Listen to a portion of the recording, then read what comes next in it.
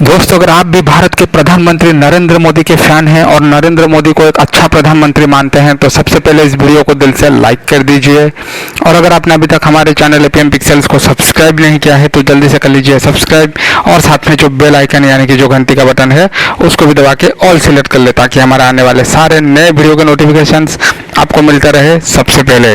तो दोस्तों, जैसा कि आप सबको पता होगा, नरेंद्र मोदी जो है वो भारत के प्रधानमंत्री है और करीबन ये उनका दूसरा जो है शासनकाल है। वो एक बार भारत के प्रधानमंत्री से पहले भी बन चुके हैं।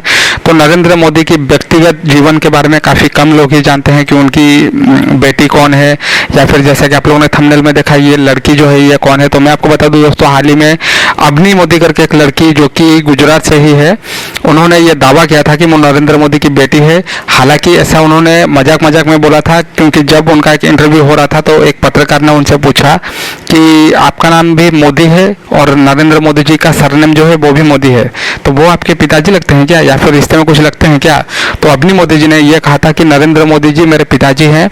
हालांकि उन्होंने साथ ही ये भी कहा था कि नरेंद्र मोदी जो है वो सिर्फ मेरे नहीं, जितने भी हमारी भारत की लड़कियां हैं उन सबके पिताजी जैसे हैं, क्योंकि उन्होंने नारी सुरक्षा के लिए या फिर नारियों की सेफ्टी के लिए काफ़ी सारे अच्छे अच्छे कानून लाए हैं। और आज की भारत की नारी जो है वो खुद को काफ़ी सुरक्षित महसूस करती है नरेंद्र मोदी की शासनकाल में उनकी अच्छे कानूनों की वजह से।